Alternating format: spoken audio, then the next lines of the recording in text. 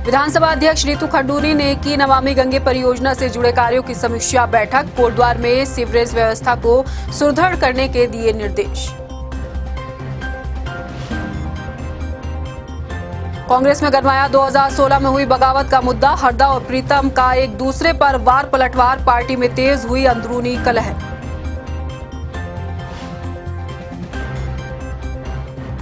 Monsoon आते ही खुलने लगी स्मार्ट सिटी के कामों की पोल। नई सड़कों में बने गड्ढे, रास्तों में सीवर नालों के गंदे पानी से लोग परेशान।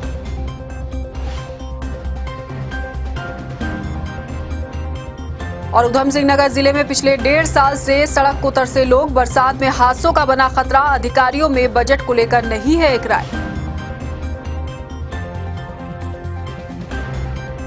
हेडलाइंस के बाद बुलेटिन में अब खबरें विस्तार से। विधानसभा अध्यक्ष रितु खंडूरी भूषण ने राज्य में नमामि गंगे परियोजना से जुड़े कार्यों की समीक्षा बैठक की। इस दौरान विधानसभा अध्यक्ष ने कोटद्वार में नमामि गंगे प्रोजेक्ट के तहत सीवरेज व्यवस्था को और मजबूत करने के लिए कार्य योजना तैयार करने के निर्देश दिए। अधिकारियों ने बताया कि उत्तराखंड में नमामि गंगे परियोजना के तहत 16 शहरों में 23 परियोजनाएं जो हैं उनमें से 19 योजनाएं पूरी हो चुकी हैं, जबकि 4 योजनाओं पर काम चल रहा है। इसके साथ ही बैठक में बताया गया कि 204 प्रदूषित नालों को टैप किया जा चुका है। इन परियोजनाओं के तहत अभी तक 20 करोड़ लीटर गंदे पानी में से 16 करोड़ लीटर गंदे पानी को स्वच्छ करने की क्षमता उत्पन्न कर दी गई है। अधिकारियों ने बताया कि प्रदूषण नियंत्रण बोर्ड की रिपोर्ट बताती है कि गौमुख से लेकर ऋषिकेश तक गंगा के पानी की गुणवत्ता अच्छी है। हरिद्वार में भी गंगा के पानी का स्तर काफी सुधरा है। जीएसटी लागू होने के बाद जो प्रतिपूर्ति राज्यों को मिलती थी उसे केंद्र सरकार ने बंद करने का फैसला लिया है। इससे कई राज्यों को बड़ा नुकसान उठाना पड़ेगा। वहीं उत्तराखंड राज्य को भी जीएसटी कंपनसेशन न मिलने से बड़ा नुकसान होने का अनुमान जताया जा रहा है। अब तक उत्तराखंड को हर साल 5,000 करोड़ जीएसटी कंपनसेशन मिलता था, जो कि अब बंद हो गया है। वो हामी को नहीं मिलती थी। पूरे देश में जब जीएसटी लागू हुआ था तो भारत सरकार ने निर्णय लिया था कि 5 साल तक वो 14% ग्रोथ रेट पर राज्यों को कंपनसेट करेंगे। हमको उससे भी नुकसान हुआ था। उस समय हमारी ग्रोथ जो थी 23% थी। 23% से यूनिफॉर्म नियम बना पूरे देश का कि 14% ग्रोथ पे भारत सरकार कंपनसेट करेगी, और वो 2022 तक के लिए था। अब हमारी सरकार लगातार प्रयास कर रही है कि बढ़े, क्योंकि पंजाब और उत्तराखंड को इससे बहुत बड़ा नुकसान हुआ है। कृषि मंत्री गणेश जोशी ने प्रधानमंत्री फसल बीमा योजना के प्रचार रथों को हरी झंडी दिखाकर राज्य के सभी जनपदों के लिए रवाना किया। 1 जुलाई से 7 जुलाई तक प्रधानमंत्री फसल बीमा योजना के तीसरे हफ्ते को विशेष प्रचार सप्ताह के तौर पर मनाया जाएगा। इस मौके पर कृषि मंत्री गणेश जोशी ने कहा कि प्रधानमंत्री के नेतृत्व में उनकी जो सरकार है वो किसानों की आय को दोगुना करने के लिए प्रतिबद्ध है। राज्य के किसानों की फसलों को कीट, बीमारियों, सूखा, अतिवृष्टि जैसी प्राकृतिक आपदाओं से फसल जोखिम को कम करने के लिए उनकी फसलों को बीमा कवर की सुविधा दी जा रही है। उत्तराखंड की सियासत में एक बार फिर हरीश रावत सुर्खियों में आ गए हैं। असल में 2016 में हुई कांग्रेस में बगावत को लेकर हरीश रावत और प्रीतम सिंह आमने सामने आ गए हैं। आखिर क्यों, देखिए पूरा माजरा इस रिपोर्ट में। उत्तराखंड की राजनीति में कांग्रेस के बड़े नेता प्रीतम सिंह ने एक बार फिर साल 2016 में कांग्रेस में हुई बगावत का मुद्दा छेड़कर जहां हरीश रावत को कटघरे में खड़ा कर दिया है, वहीं कांग्रेस में मची अंदरूनी जंग का एक बार फिर सबके सामने खुलासा हुआ है। मीडिया से बातचीत में प्रीतम सिंह ने खुलकर कहा कि कांग्रेस के इन हालातों के लिए साल 2016 में हुई बगावत जिम्मेदार है। हरीश रावत का नाम लेते हुए प्रीतम सिंह ने कहा कि हरीश रावत जैसे राष्ट्रीय नेता अगर उनका नाम इस तरह से ले रहे हैं तो इसमें वो कर ही क्या सकते हैं। हाँ, ये जरूर है कि 2016 में जो घटनाक्रम इस उत्तराखंड राज्य के अंदर हुआ, जिसमें बहुत सारे लोग जो है कांग्रेस को छोड़ करके भारतीय जनता पार्टी में गए हैं, वो दंश आज भी हमको झेलना पड़ रहा है। कांग्रेस पार्टी उसकी वजह से कमजोर हुई है।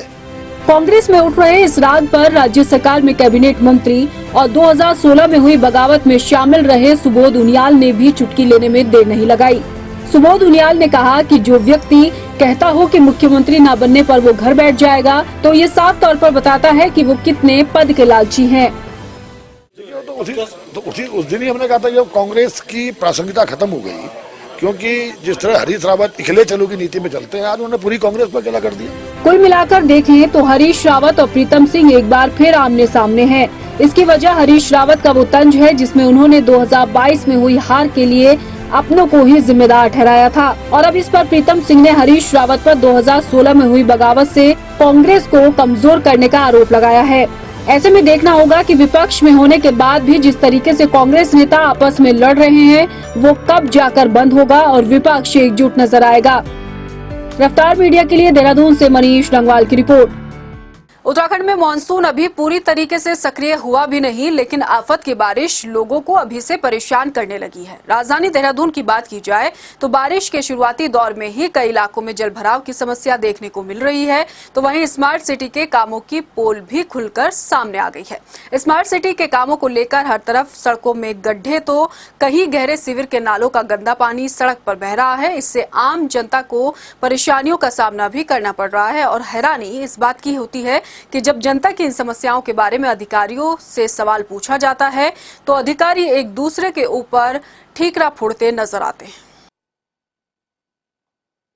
उत्तराखंड में मानसून की शुरुआत हो गई है और हमने अब से पहले भी राजधानी देहरादून के नगर निगम की उन तमाम समस्याएं और तमाम लापरवाही की खबर दिखाई थी, लेकिन अभी तक उन खबरों पर कोई भी विभाग द्वारा कोई ठोस एक्शन नहीं लिया गया है। जी हाँ, बरसात हुई है। बरसात के बाद में जिस तरह से राजधानी के नगर निगम की पोल खुली है, आप साफ तौर से देख सकते हैं कि किस तरह से सीवरों के जो गड्ढे हैं, सबसे बड़ी समस्या स्मार्ट सिटी के नाम पर राजधानी में जिस तरह से सड़कों को तोड़ने का काम किया जा रहा है, जितनी जल्दी और जितनी तेजी से सड़कों में गड्ढे करने का काम किया जा रहा है, आखिरकार उतनी ही जल्दी से सड़कों के गड्ढे भरने का काम क्यों नहीं किया जा रहा है, ये बड़ा सवाल है। इस सीवर के गड्ढे को दिखाना चाहूँगा, अपने कैमरामैन से कहूँगा कि सीवर के गड्ढे को दिखाने की कोशिश करें कि जिस तरह से ये पानी यहाँ से चल रहा है, आखिरकार नगर निगम अपनी हरकतों से कब बाहर जाएगा, ये बड़ा सवाल उठ जाता है। और बरसात के समय में इस तरह के जो सीवरों के गड्ढों का पानी बाहर आना कहीं ना कहीं संक्रमण को बढ़ावा देना है, दावत देना है। और इतना ही नहीं, जिस तरह से सीवर चौक हो रखे हैं, इसको भी दिखाने की मेरा कैमरामैन से निवेदन है कि इसको थोड़ा सा दिखाने का प्रयास करें कि जिस तरह से ये सीवर के गड्ढे चौक हुए हैं, आखिरकार बरसात में यहाँ का क्या हाल होता होगा। और इतना ही नहीं, बरसात के बाद में यहाँ की जो जिस तरह से कैमरामैन से कहूँगा इनको दोबारा दिखाने की कोशिश करें, जिस तरह से पानी यहाँ पर आया है, उस पानी की वजह से जो ज़मीन है ये थोड़ा सा बैठ गई है। और जो यहाँ के स्वामी हैं, जो लोग हैं प्रत्यक्षदर्शी, जो यहाँ के स्थानीय निवासी, उनसे भी जानने की कोशिश करूँगा कि सर, जिस तरह से यहाँ पर ये गड्ढे हैं, आप यहीं पर रहते हैं, आपके सामने गड्ढा है, कब से ये गड्ढा खुला है और किस तरह का मतलब नुकसान है, जिस तरह से यहाँ पे ये जो सीवर है ये चौक हुआ पड़ा है? जी तो भाई साहब, कोई 5-6 महीने पहले से जब से स्मार्ट सिटी का काम स्टार्ट हुआ, इन्होंने आए खोद दिया। खोदने की जल्दी थी लेकिन भरने की जल्दी नहीं थी। अब हम 6 महीने से इंतजार कर रहे हैं कि कब सरकार भेजेगी, कब बंद करा जाएगा। बरसात से पहले की प्रॉब्लम है और बरसात में तो हमारे लिए बहुत बड़ी मुसीबत हो जाती है। हमारे कस्टमर जो आ रहे हैं, बिजनेस इफेक्ट कर रहा है। आज की डेट में स्मेल इतनी ज़्यादा हो रही है, मतलब ये तो बिल्कुल हाइट हो गई। स्मार्ट सिटी बने ना बने, लेकिन दिखाई दे रहा है कि यहाँ पे स्थिति बहुत खराब है। आपने मतलब शिकायत करने की कोशिश की या कोई जो नगर निगम का जो कर्मचारी है, क्या उन्होंने यहाँ पर कोई आकर संज्ञान लिया अभी तक? भाई साहब, मैंने कई बारी कंप्लेंट करी, उन्होंने गाड़ी भी भेजी, सक्शन भी कराया। ये एक्चुअली पूरा सीवर का सिस्टम ही यहाँ से टूटा पड़ा है। और ये वहाँ पे भी जब आप देख रहे हैं, वहाँ पे भी सामने की साइड खोदा गया तो वो जो सीवर का सिस्टम है वो टूट के बंद हो गया। बंद होने की वजह से ये ओवरफ्लो होकर बाहर आ रहा है। ये हम करा चुके हैं, लेकिन ये जो फाइनल सॉल्यूशन है वो कोई करने के लिए तैयार नहीं है। ये ऊपरी कार्रवाई हो जाती है। मतलब ठोस व्यवस्था जो नगर निगम की तरफ से होनी चाहिए थी, इसके लिए कोई मजबूत रोड मैप जो बनना चाहिए था शिविर के लिए, वो अभी तक नगर निगम द्वारा नहीं है। खानापूर्ति हो रही है, ठोस काम कोई नहीं हुआ। केवल सफाई हो जाती है, टैंक आ जाता है, वो निकाल के ले आता है पानी, अगले दिन पानी फिर दोबारा आ जाता है। बिल्कुल, ये एक जगह का हाल नहीं है, तमाम जगहों के हाल है। अब से पहले भी हमने बरसात का सीजन शुरू होने से पहले भी इस तरह की खबरों को प्रकाशित किया था, दिखाया था, लेकिन अभी तक नगर निगम ने इन सीवरों को लेकर कोई ठोस कार्रवाई नहीं की है। आखिरकार नगर निगम इस बरसात के मौसम में किस तरह का इंजाम देना चाह रहा है नगर निगम के लोगों को, आखिरकार करना क्या चाह रहा है, ये बड़ा सवाल है। और ये सबसे बड़ा सवाल हो जाता है कि जब बरसात का समय नज़दीक हो और बरसात का सीजन शुरू हो तो आखिरकार कब तक इन कार्यों का निस्तारण कब तक होगा, ये बड़ा सवाल है। कैमरा पर्सन नरेश सिरोला के साथ हितेश त्यागी, रफ्तार मीडिया, देहरादून। प्रदेश का स्वास्थ्य महकमा अस्पतालों में सुविधाओं को दुरुस्त कर रहा है। इसके बावजूद भी दूर मेडिकल कॉलेज में हालात अभी भी चरमरा रखे हैं। आलम यह है कि प्रदेश के सबसे बड़े अस्पताल में कार्डियोलॉजी, न्यूरोलॉजी के नाम पर महज खाना पूर्ति हो रही है। आपको बता दें कि दूर मेडिकल कॉलेज में न्यूरोलॉजी के सिर्फ एक डॉक्टर हैं, लेकिन इस वक्त वो भी छुट्टी पर हैं। ऐसे में मरीजों को मायूस होकर बिना इलाज के लौटना पड़ रहा है। वहीं मामले में सीएमएस केसी पंत ने कहा है कि इस बात का अंदाजा आप खुद लगा सकते हैं कि विभाग एक डॉक्टर के सहारे कैसे नैया पार कर रहा है। न्यूरो सर्जन है हमारे वहाँ, डॉक्टर डीपी तिवारी हैं। वो अपने किसी पारिवारिक कार्य के में व्यस्त होने की वजह से 2 दिन की 3 दिन की छुट्टी में गए हैं। वो फ्राइडे सैटरडे की अवकाश लेके गए हैं, मंडे को वापस आ जाएंगे। और उनका ओपीडी डे जो होता है वो शुक्रवार और शनिवार को नियत है। तो जब भी कोई जाता है, डॉक्टर कहीं जाता है, तो वो अपना काम किसी से नोट करा करके ले जाता है। तो अगर जैसे न्यूरो सर्जन कोई छुट्टी में गया है या किसी वजह से अवकाश में है, तो उनका काम जो जनरल सर्जन देख लेते हैं। तो जनरल सर्जन की ओपीडी तो चल ही रही है वो फर्स्ट फ्लोर में। अब लोगों को बाई नेम न्यूरो सर्जन की ही अगर आवश्यकता है तो उसके लिए तो मुश्किल होता ही है, क्योंकि पूरे हमारे अस्पताल में केवल एक फैकल्टी मेंबर है न्यूरो सर्जरी में, और वो डॉक्टर तिवारी हैं। कुमाऊं मंडल में जमकर बारिश हो रही है। लोगों को गर्मी से राहत तो मिली है बारिश से, लेकिन पहाड़ी इलाकों में भारी बारिश के चलते प्रशासन जो है वो अलर्ट मोड पर है। हल्द्वानी में लगातार हो रही बारिश को देखते हुए डीआईजी ने अधिकारियों को निर्देश दिए हैं। डीआईजी कुमाऊं नीलेश आनंद भरने ने कहा है कि मौसम को देखते हुए पुलिस अलर्ट मोड पर है। कंट्रोल रूम के जरिए जो है वो हर गतिविधि पर नजर रखी जा रही है। मेरे द्वारा जो है हमने कुमाऊं जो पुलिस का पेज है उस पे ये लगातार जो है मौसम की अपडेट भी डाल रहे हैं। इसकी सूचना जो है सभी को दे दी गई, हिदायत दे दी गई पब्लिक को कि बारिश से जो है अनावश्यक पहाड़ों की तरफ जाके जो है, क्योंकि कई बार दुर्घटना की संभावना रहती है, रास्ते भी बंद होते हैं। तो हमने रास्तों के बारे में भी जो है वो लगातार अपडेट अपने कुमाऊं के जो ऑफिशियल पेज है हमारा कुमाऊं का, उसमें हम लोग रास्ते कौन से बंद है, डाइवर्जन कहाँ पर है, अल्टरनेट रास्ते कौन से है, बारिश की क्या संभावना है, उसको लगातार रोज हम लोग उसमें अपडेट डाल रहे हैं। मानसून आते ही प्रदेश की सड़कों के हाल उजागर होने लगे हैं। दिनेशपुर नगर पंचायत क्षेत्र के वार्ड नंबर 9 और 7 में सड़कों के सूरत हाल इतने बदसूरत हो चले हैं कि अब सिर्फ लोगों की ये सड़कें दिक्कतें और परेशानी के लिए बनकर ही रह गई हैं। उधम सिंह नगर से देखिए पड़ताल खोलती हमारी रिपोर्ट।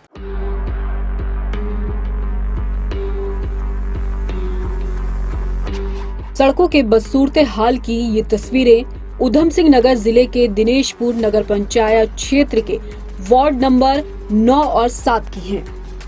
लगभग 1.5 साल से खुदी इन सड़कों की हालत अब ऐसी है कि मानसून आते ही जगह जगह गड्ढे और सिर्फ बरसात का गंदा पानी ही भरा नजर आ रहा है। सड़कों की ये दुर्दशा स्कूली बच्चों के साथ स्थानीय निवासी और राहगीरों पर भी भारी पड़ती नजर आ रही है। खस्ताहाल इन सड़कों पर कई हादसों के बाद भी सबक नहीं लिया गया। भी परेशान है, ठीक है। ये रोड को देख के रोना आता है कि टाउन एरिया में है, हम कहीं गड्ढे में बैठे हुए हैं, ठीक है। इसको देख के यही लग रहा है, कम से कम एक साल हो गया। हमारे चेयरमैन साहब भी इसी रोड में आते जाते हैं, ठीक है, विधायक जी भी आते जाते हैं, लेकिन इस सड़क की तरफ नजर क्यों नहीं है, इस बात को तो हमें दुख है।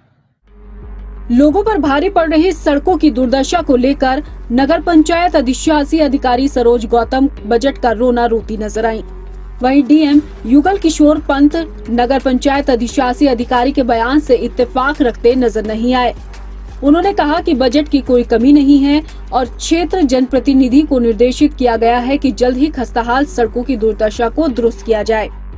इसमें एक पहलू ये भी सामने आ रहा है, अधिकारियों की तरफ से ये दावे किए जा रहे हैं कि सड़क का निर्माण इसलिए नहीं किया गया क्योंकि लोग चाहते हैं कि इस सड़क का निर्माण हॉट मिक्स मटेरियल के साथ किया जाए। अवस्थापना की निधि से ही वो उसका पैसा आया था, बन रही थी, लेकिन हम लोग उसे सिंपल बनाते जैसे सभी रोडें बनती है, लेकिन वहाँ पे जो लोगों की ही डिमांड है कि इसे हॉट मिक्स बनाया जाए, क्योंकि जो गांव की रोड आधी जो गांव ग्रामीण एरिया जो है वहाँ पे वो डामर मतलब हॉट मिक्स रोड है और इधर पे हम नहीं बनाते, तो अब वहाँ के लोगों ने खुद इसका ऑब्जेक्शन किया है। सामान्यतः जितनी भी मुख्य मार्ग होते हैं, NH हो गया, स्टेट हाईवेज हो गई या लोक निर्माण विभाग के मार्ग होते हैं, तो इनको हम धनराशि देते हैं एनुअल मेंटेनेंस के रूप में, ताकि ये सड़कें अपनी दुरुस्त रख सकें और गड्ढा मुक्त कर सकें। तो हमने सभी संस्थाओं को निर्देश दे दिए गए हैं कि ये रोड्स आइडेंटिफाई कर लें और जितनी भी ऐसी सड़कें हैं जो टूट फूट गई हैं उनकी मरम्मत का प्लान तैयार करके जल्दी मरम्मत प्रारंभ करा लें। बरसात आते ही खस्ताहाल सड़कों से लोगों की दुश्वारियां काफी बढ़ गई हैं। मगर इस बीच सवाल इस बात को लेकर है कि जब बजट पर्याप्त है और पैसे की कोई कमी नहीं, तो आखिर 1.5 साल से खस्ताहाल सड़कों की सूरत हाल को क्यों दुरुस्त नहीं किया गया। वार्ड नंबर 9 और 7 के बीच में जो रोड जा रही है, लगभग 1.2 किलोमीटर रोड है, पिछले 1 साल से खुदा हुआ है। जो इस समय हल्की सी 10 मिनट बारिश हुई, देखिए बड़ा बड़ा खड्डे में, तालाब में परिवर्तन हो गए। क्षेत्र के स्थानीय लोगों ने कई बार यहाँ के जो विधायक या चेयरमैन साहब जा चुके, लेकिन कोई सुनवाई वाला नहीं है। कई बार बड़ी दुर्घटना हो चुके, लोगों में काफी आक्रोश है। लोगों का कहना है कि यदि इसी साल रोड ना बने तो हम लोग चुनाव का बहिष्कार भी कर सकते हैं, क्योंकि आने वाले समय में नगर पंचायत का चुनाव भी आ रहे हैं। और इसी रोड में गड्ढा, इतने बड़ा गड्ढा है कि पूरे तालाब में परिवर्तन है।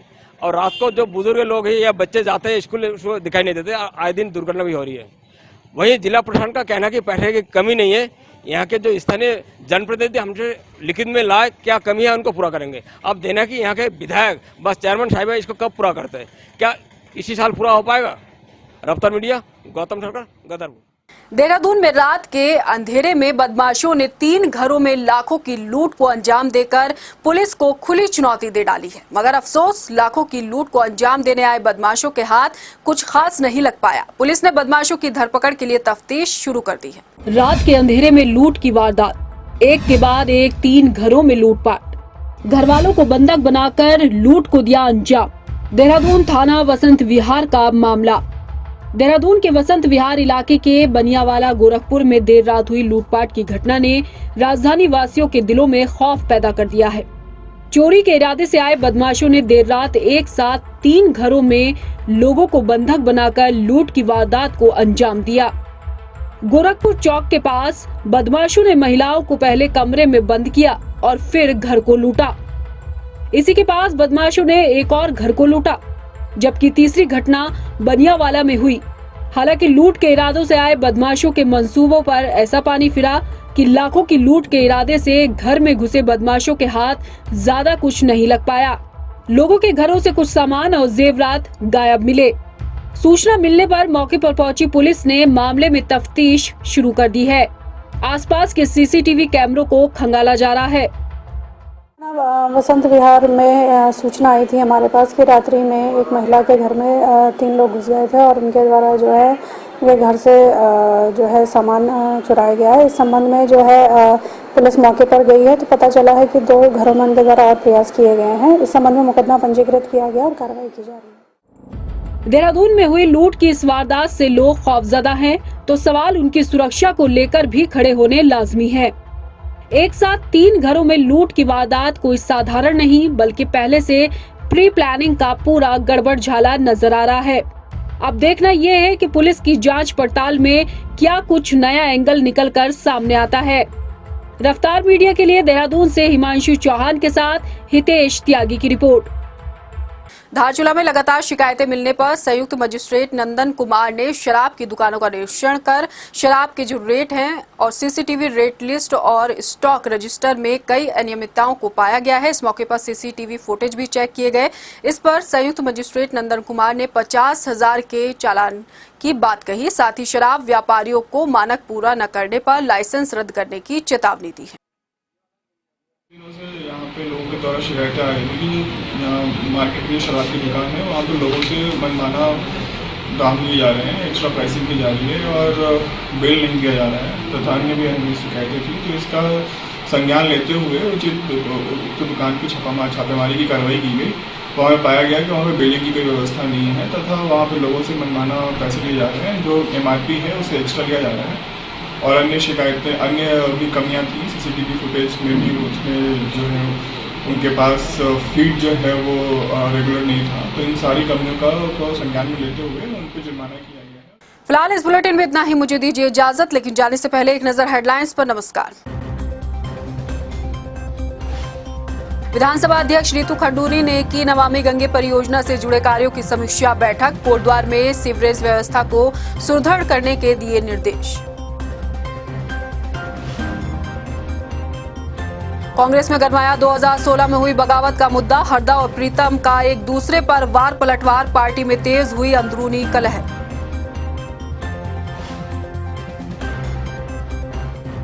मॉनसून आते ही खुलने लगी स्मार्ट सिटी के कामों की पोल। नई सड़कों में बने गड्ढे, रास्तों में सीवर नालों के गंदे पानी से लोग परेशान।